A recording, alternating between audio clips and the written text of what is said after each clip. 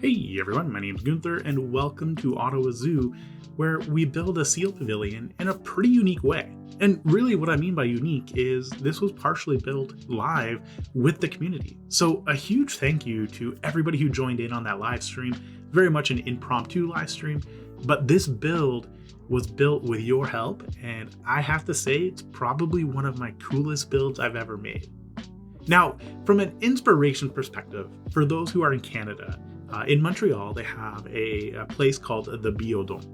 And in the Biodome, it's a enclosed, kind of like a zoo research education center. It's really cool. They have a lot of enclosed different habitats and exhibits and stuff like that. Nothing is really outside. I used this for inspiration in creating this because they actually have some pretty cool winter weather habitats, and they're all enclosed, or really cool ways of kind of viewing it. And that was part of the inspiration for this entire build. So that's something I've been to, which is really cool. When you try to look up photos, maybe it doesn't look that great, but it's a really cool place. So if you ever have the chance of visiting Montreal, I definitely encourage you guys to take a look at the Biodome. Now, that's not just the only inspiration that kind of helped shape this entire build.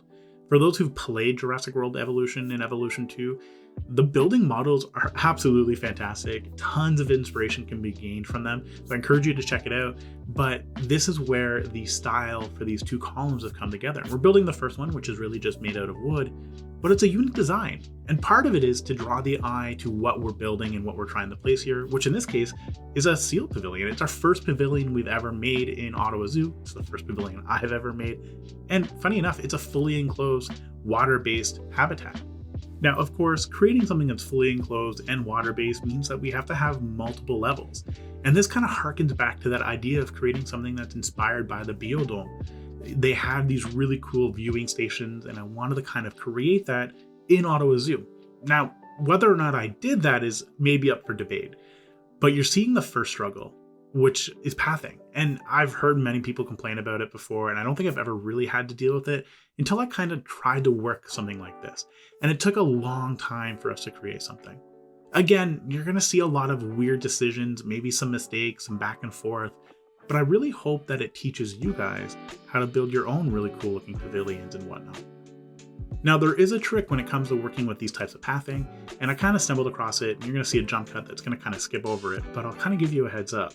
So you can actually turn the tunnel path on and then start tunneling everywhere. And because we're going to cover it with concrete, we don't have to care about the tunnels. So it's a really cool way of kind of maybe filling it in and getting those cleaner looking pathing systems. You just have to remember that you have to create enough space for you to cover everything with some panels. So it's a pretty easy trick, but it's something that was a lifesaver in terms of creating this overall habitat. Now, with the majority of the pathing finally completed, it was really time to start working on the actual habitat, the interior portion of it.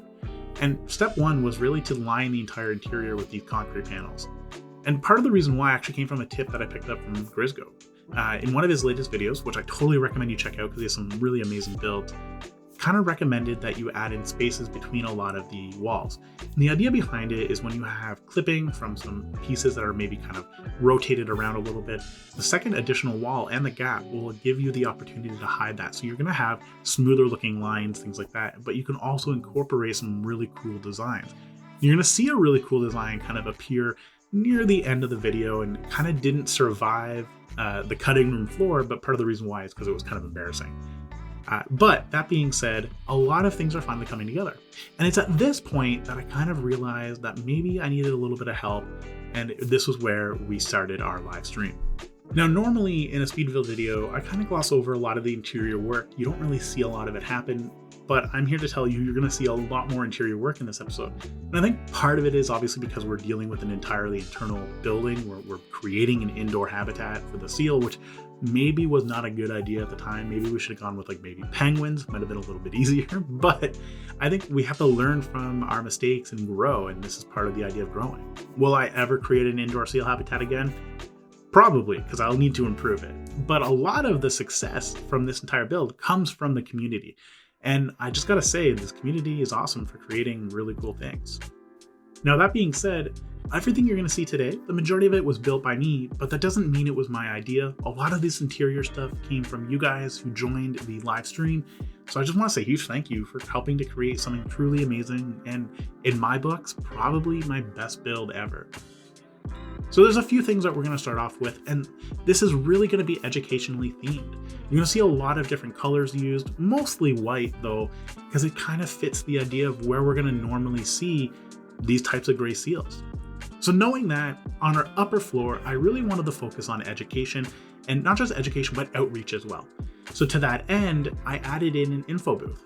Now hear me out, I realize info booths are not necessarily educationally oriented items, but that's not the idea. The idea is that guests can come here and ask questions of whoever's working, and they can provide some really cool ideas as to why gray seals do what they do, maybe where you can find them. And it's this education aspect, which is truly important to me. Now there's two ways we could have incorporated an info booth here. The first one is we could have used the 4x4 meter box, that building.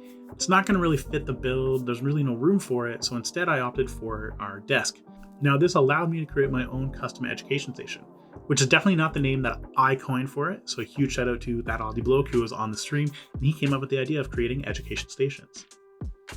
Now it was at this point that I realized the roof kind of looked a little bland, so again, with the help of everybody part of the stream, came up with this really cool new custom terraced roof. And it's not too hard to make it, really just some conservation pieces, some of the change color boarding, created an end cap and a front cap, and then pretty much called it a day. But it's not just about creating the roof that I was really happy about this. There was this brilliant idea to create these columns. They're going to help to support this freestanding conservation style roof. Again, just utilized some conservation pieces, colored it this really cool looking gray that I feel fit the entire build. We're seeing a lot of different colors here and a lot of different materials. Things are slowly coming together. Now you're going to see these additional pillars pop up all throughout this build. I'm not going to show you all of them popping up, but they create these really cool architectural focus points throughout the entire building, and this is going to draw the eyes of a lot of our guests.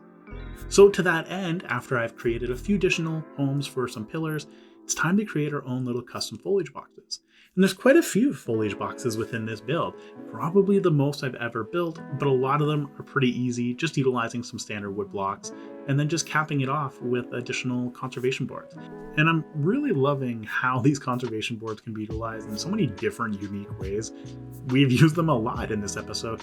In fact, we've used them in a lot of additional episodes as well. So if there's one thing you walk away from saying in this episode, that you're going to use conservation boards more often, I'm super happy. I mentioned earlier that I really wanted to focus on education within our new pavilion. And to that end, and with the help of our live stream, so all the viewers on there and all the builders, we created together this really cool education station. And it's really made of just two pieces. The first one is going to be our plastic blocks, which again is another really underrated, super useful piece. And the second one are the sign packs from Lion, which are super helpful. They act as amazing educational pieces and can't go wrong utilizing them, incorporating them. Now, you're going to see a few things that kind of just pop up over time and you maybe didn't see me build. And right off the bat, the first one are going to be these stencils that are placed on the wall. A lot of them utilize the aquatic pack stencils, and I love them. I totally forgot about them as well. So huge thank you to the viewers in the stream and the community members who reminded me of all these pieces, which I think goes to show how important it is to go through and take some time to see what all exists in Planet Zoo, because there's a ton of different pieces out there for you to select. Now, on top of that, you saw just the hint of a really cool structure. In this case, it's called the anatomy of the seal. Now, really funny story. I was actually trying to build this on stream, and Digital Blob saw what I was putting together, and he's like, hold on 2 seconds, I have the perfect thing for you, and he showed a photo of that. So with his blessing, he added it to the workshop for me, and I've added it into the build, and really, it's such an amazingly detailed build, I couldn't not add it in. So thank you very much to Digital Blob for that. On top of that, we had another idea from one of the viewers, which is to create these like air bubbles all across the ground. And this kind of signify the idea that people are breathing underwater. We really loved the look. Originally went with these darker blue ones, but after some forethought, I went back through and added in a lighter blue layer. So it kind of gave it this little bit more of a bubble look associated with it. And I think it looks a little bit nicer than what I originally had. And I think that goes to show how important it is to kind of try some things out, realize whether or not it works, and then go back in and adjust it. Now, having completed our stream, it was really time for me to kind of go out on my own and finish all these smaller, finer details for the build. And a lot of it is just kind of filling in these spaces and these gaps. There's a lot of empty wall space, and it's time for us to fill them all in. Originally, I liked the concrete look, but it looks super bland.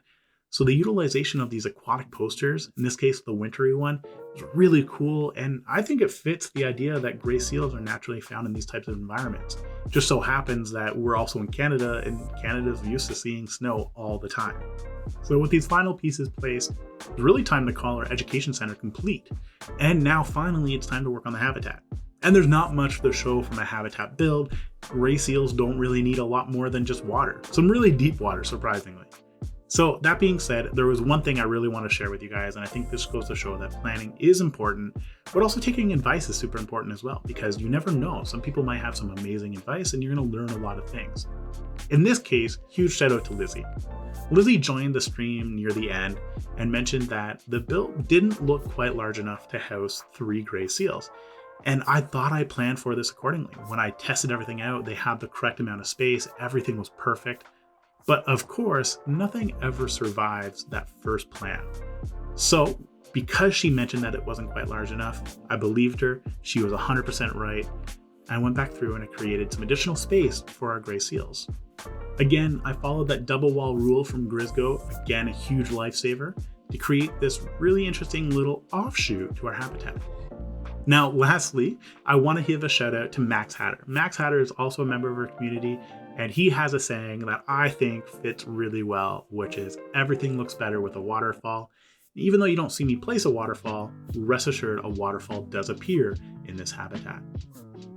The last thing really to kind of make this habitat work together is to set up the backstage area and this rock wall. The rock wall, super easy, just utilize some of the pieces, copy them through, and then replace them. But I am sad to say that the backstage area did not survive even recording. I'm so sorry, I accidentally forgot to start recording when I was working on our backstage area. But suffice to say, you're going to see some pretty cool shots of it in the very end. Now, the last step of creating our Seal Pavilion is to clean up the exterior, which there's a lot of work to go here. But this really helped to create a more cohesive build, and foliage tends to always bring everything together. So just remember, if your build doesn't look that great, maybe add some foliage before you decide to restart, because the foliage alone could make a huge change for your overall build. Now, as I mentioned earlier, a lot of this was built live on stream with you guys, and truly together we made some pretty amazing things. Now, if you missed the live stream or didn't know that I actually started live streaming this, feel free to subscribe. This will let you know that I am going to be live streaming, and truthfully, you're going to see a lot more of that happening on the weekends. Maybe not every weekend, but the majority of the time, expect to see a live stream where we build something together. Now, we've hit the end of our speed build, but I want to say thank you so much for all of your support. If you're new to the channel, think about leaving a comment, dropping a like, or maybe even hitting that subscribe button. Otherwise, it's now time for us to take a look at what's happening in our new Seal Pavilion.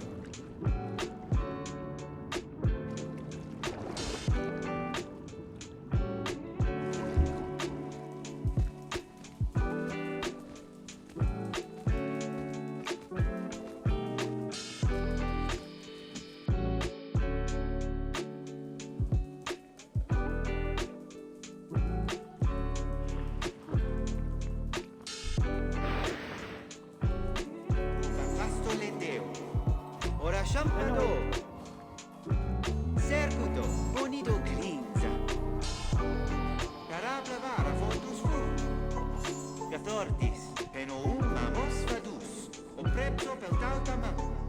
Hey, oh, machin.